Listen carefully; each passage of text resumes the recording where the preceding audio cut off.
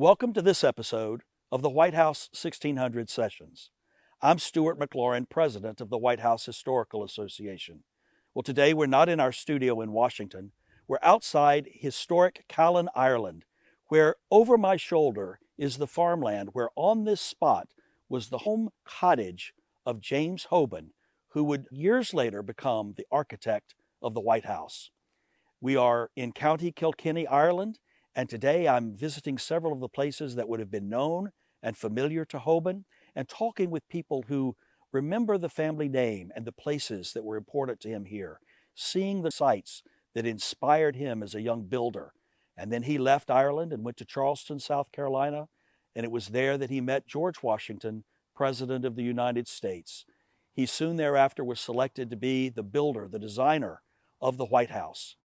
Here is a man that around 240 years ago left this country for America to pursue his dream of being an architect, never dreaming that someone from Washington would come back to this place, the place of his birth, the place where he first understood becoming a wheelwright, becoming a builder, and then was trained more formally in Dublin, and then left for America. But here we are, and it's an important part of White House history to celebrate and to honor the legacy of James Hoban.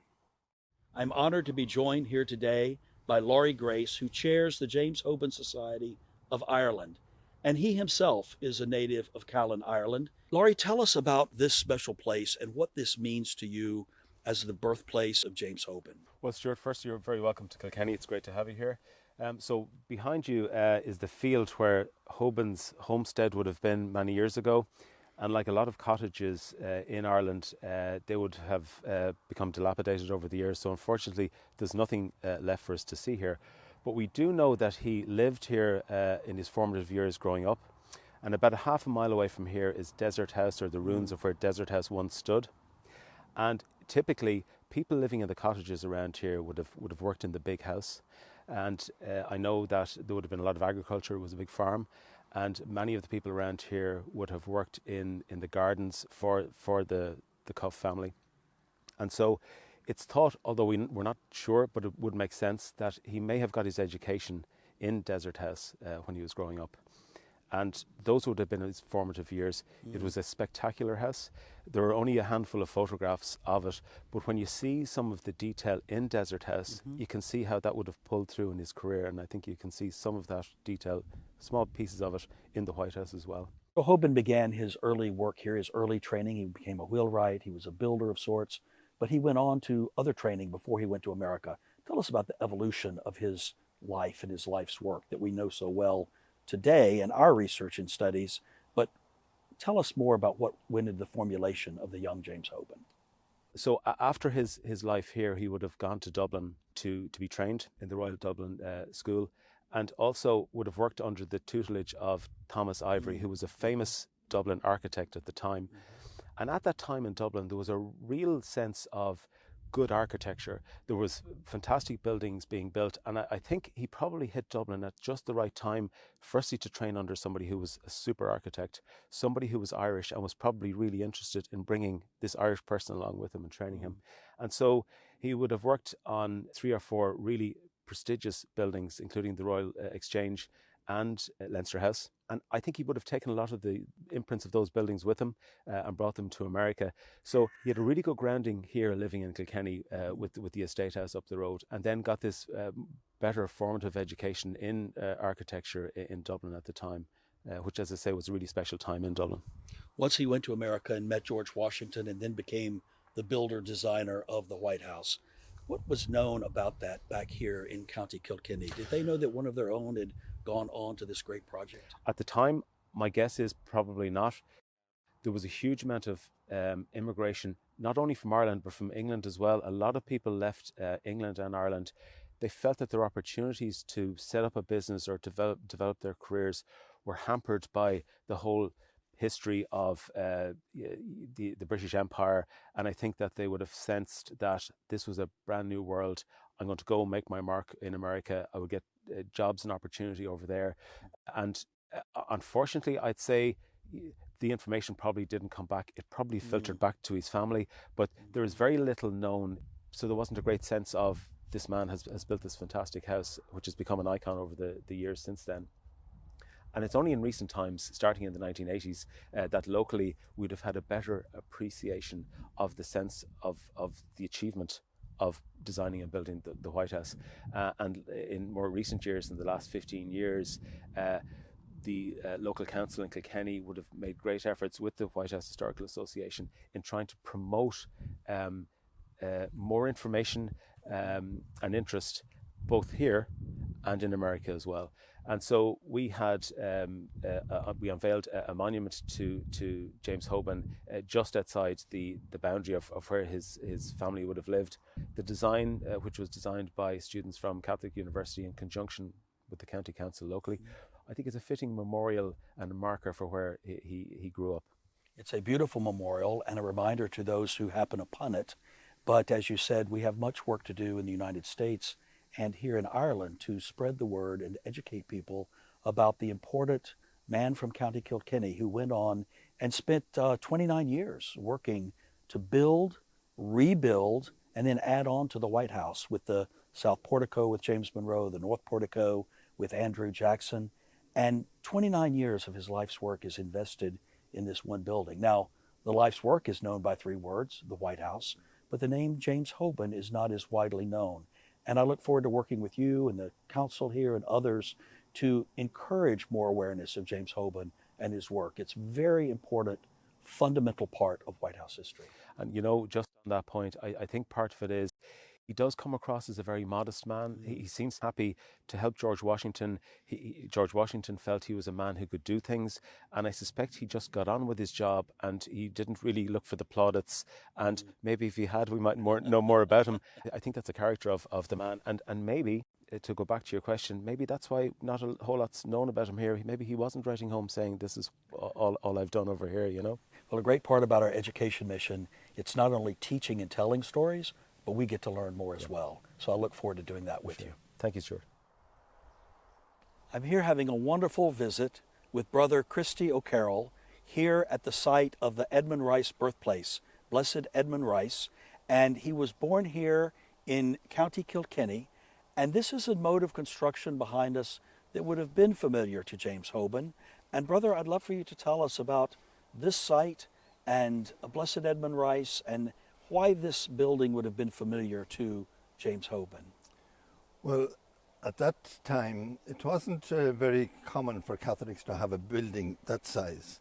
Evidently, the landlord here, Lord Desart, was very well disposed towards the Rices and allowed them build this a cottage this size. The normal cottage was much smaller because the people were charged a rent by the amount of light that went into the house.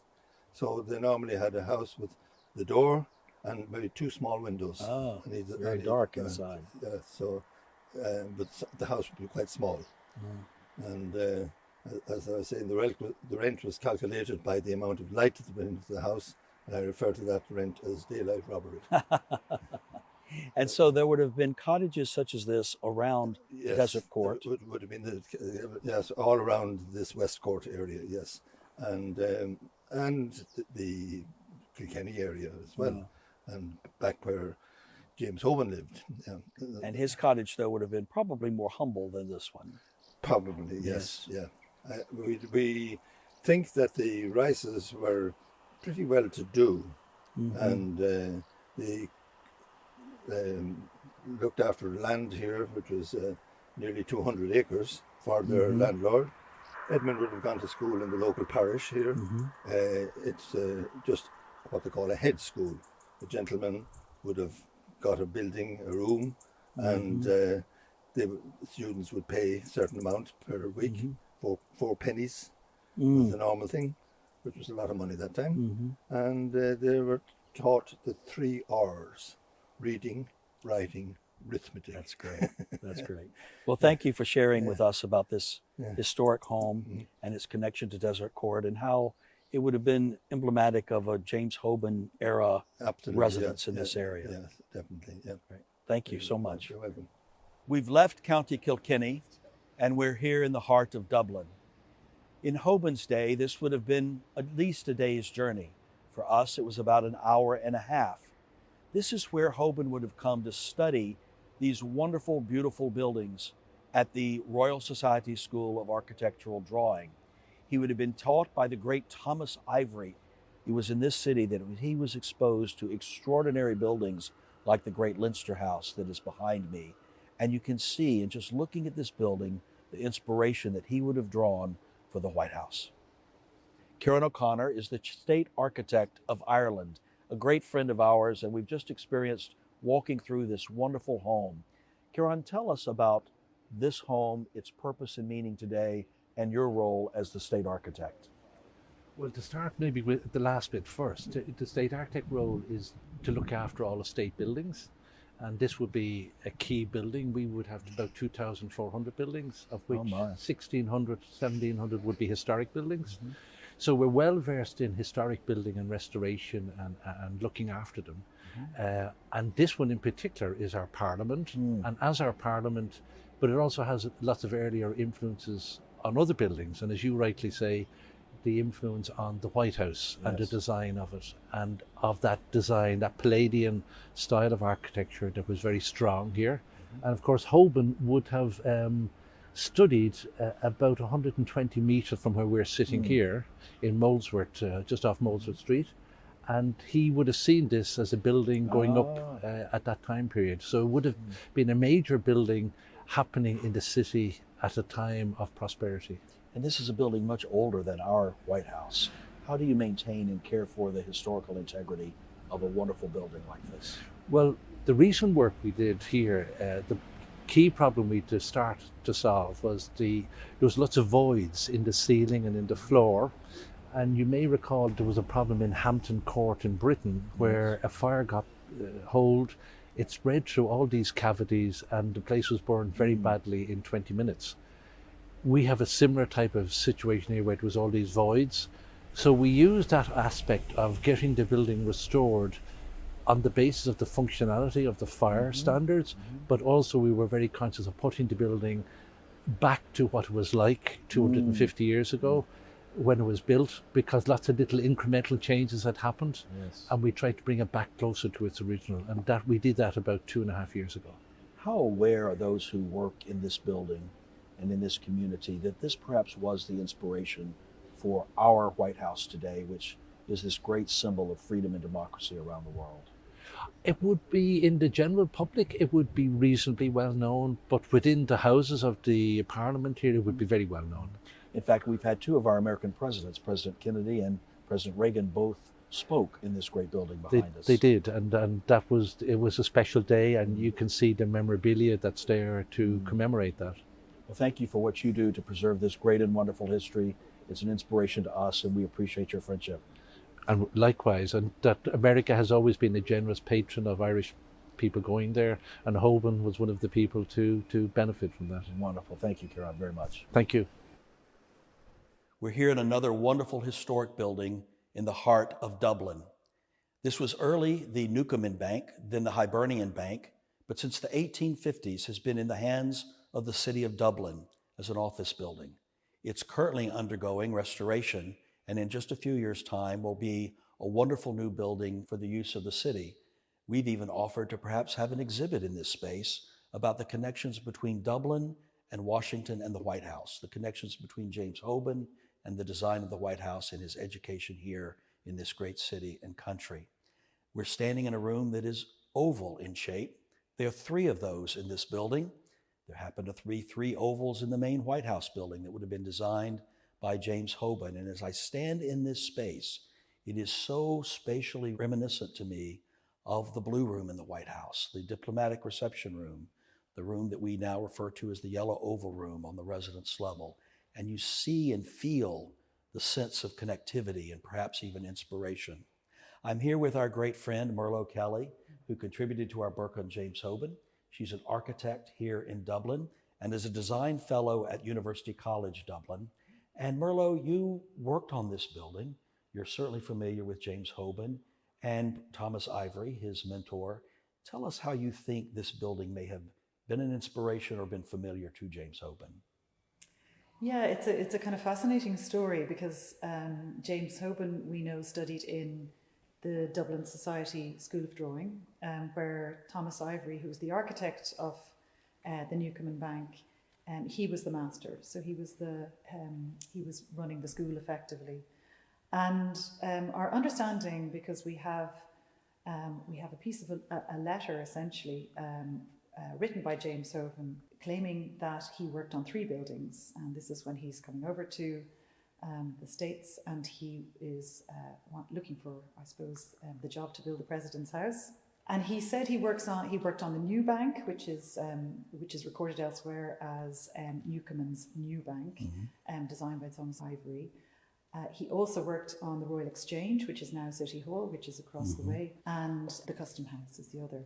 So what's interesting is he talks about his experience of working in the Irish building scene and his familiarity with the various tradesmen, stonecutters, and it is interesting to think of this being quite a formative time. I mean, Hoban studied in the 1770s and the 1780s in Dublin, and then he was, by I think 1785, he was across the ocean, across the Atlantic. So his time here, he would have been absorbing a lot of kind of interesting architectural traditions, and I think working on this building, you can only imagine that it would have inspired, and obviously the plan forms, but also just this detailing, all of the other things that go into making a building.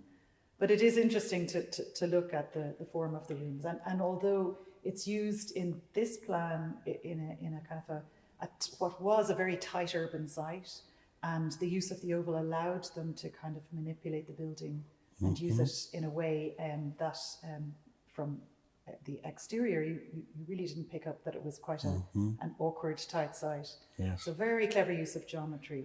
Yes. And I suppose a different application in the case of the President's Well, the first time I House. came into this room was 5 years ago when you brought me to this space. And at that time, it was an active working city office. And I remember walking in and immediately being struck by the spatial measurements and field dimensions of this space and how similar it felt to walking into the Blue Room at the White House today. And I just have to believe that when Washington is receiving ideas and plans from Hoban, Hoban is, of course, sharing what he knows best. And we've seen examples of that in Leinster House and other places on the exterior, but we see this on the interior. And to me, this had to be in some way an inspiration to him in what he conveyed to George Washington. Thank you for all that you do to inspire and contribute to young minds and to the work that you've done with us at the White House Historical Association. My pleasure. Look forward to doing more with you into the future. Me too. Thank you, Stuart. Still in the heart of historic Dublin, just about a mile and a half north of Leinster House, is the Rotunda, which is historic in its own nature and influenced Hoban significantly. I have with me here a great friend of the White House Historical Association, Brian O'Connell, a renowned architect, a contributor to our James Hoban book, and a wonderful inspiration to me on the history of this great city and its influences on our country, as well as specifically the history of the White House. Brian, what is this building and what is its significance in terms of James Hoban? Well, this building was designed by Richard Cassels and it was built in 1745. Cassels was a German architect, a Swiss-German architect, who in fact came to Dublin, settled in Dublin, and he was the exponent of Palladianism in Dublin. He brought it as a popular basis to Dublin.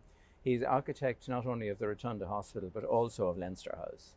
So in a way, he defines these sort of limits of the north and south city, and this would have been the environment in which James Hoban was effectively educated and would have been aware and conscious.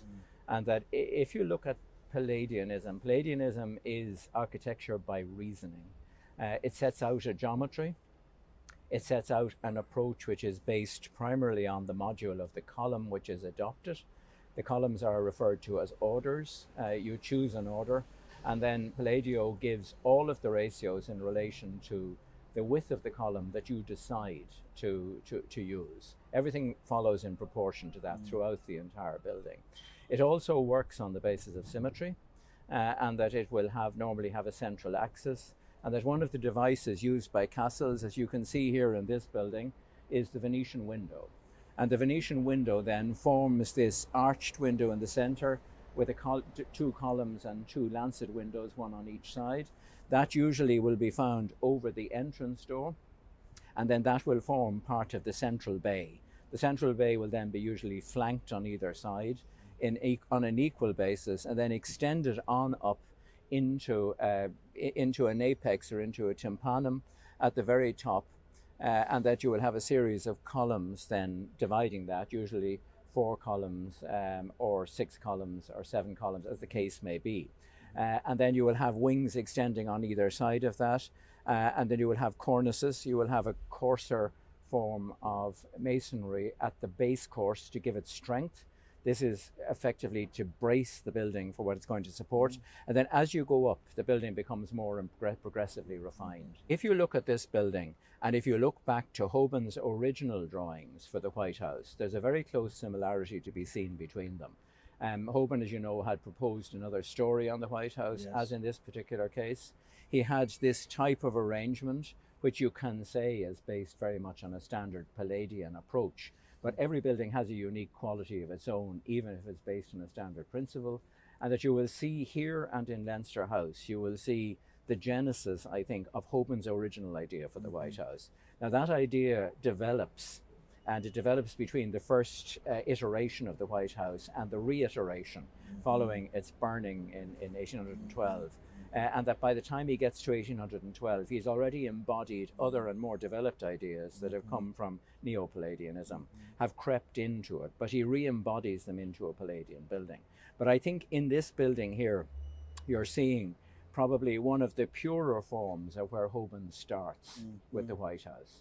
It's not the way the White House finished up, but if you project the arcade forward, then, and you get the tympanum coming out of the building, you can begin to see how, in fact, the forward-standing porch of the White House can develop from this. Brian, we've spoken about the relationship between George Washington and James Hoban. Washington, who never visited Europe, who never seen the great stone houses of Ireland, but we believe that's what he wanted to create, to represent as the home of the President of the United States. Share with us your perspective on Washington and what he may have been looking for in selecting James Hoban. Well, I think Washington, again, was a well-educated man, and that a well-educated 18th century landowner there was a status attached to that. We know Washington was, to a very large extent, self-educated, but that he, through his brothers and so on, who had been educated in England, he was well aware of the nature of the education of a gentleman. The knowledge of classics, the knowledge of architecture and classical architecture was an important element in relation to this. And Washington was certainly aware of that from books. I think it has been said that he wanted a house suitable not to a monarch, but to a gentleman. And he wanted it to be the house of the first gentleman. Now, the house of the first gentleman in Ireland, which was the closest political parallel to the United States, which in fact, round about the same time, sought its independence, unsuccessfully in that particular instance, but that he was, the first gentleman here was the Duke of Leinster, who was very much seen as being a friend of the Irish people, and possibly would have been in some degree questioned by the Crown, but he was the leading, if you like, aristocrat in Ireland, and that his house was Leinster House, and that Washington would certainly have been aware from the standard books that were published, many books were published, he would have been well aware of what a gentleman's house would be expected to be. He looked at the first gentleman of Ireland. He then engaged with Hoban. Hoban was very much, again, from the Irish peasant stock. He knew how to address and how to deal with the landed gentry, so to speak, and the squireocracy. And that in that he definitely knew how to deal with Washington, how to manage Washington. And likewise, Washington found in him a true amanuensis, which is a person who, in fact, literally the word manu coming from the Latin for hand, somebody who actually takes in hand what you want them to do. He had the expertise, he had the skill, he could actually produce the outcome. And then you get the combination of the underlying Palladian principles, in which, again, Hoban is educated, and in fact, probably his architectural preference is going to lie there. And then he produces these Palladian proposals for Washington. Washington agrees with this, and that this will then be on a parity with the First Gentleman of Ireland, which at that stage it was kind of, both of them were running towards the idea of having grown up. They were now grown up children of the British Empire, and they wanted to assert their independence, but as themselves embodying and importing what they had acquired, the good qualities that they'd acquired from that association with the empire, that they would retain. And that Washington, in that sense, would become the First Gentleman of America, in much the same way that Leinster had become, Fitzgerald had become the First Gentleman of Ireland. Well, Brian, thank you for sharing your knowledge with us and Pleasure. your Yeah. expertise. It's been truly inspirational to talk with you. Thank you very much. Thank you. Stuart. Well, our time in Ireland is coming to a close. We've had a wonderful experience tracing the footsteps of James Hoban down in County Kilkenny, where he got his start, here in Dublin, where he was tutored by the great Thomas Ivory. We've seen Leinster House and the old Newcomen Bank, sites that influenced his early training before he came to America and became the designer and builder of the White House. Thank you for following this episode of the White House 1600 Sessions. You can find all of our episodes at whitehousehistory.org. Thank you for your support, which makes all that we do possible.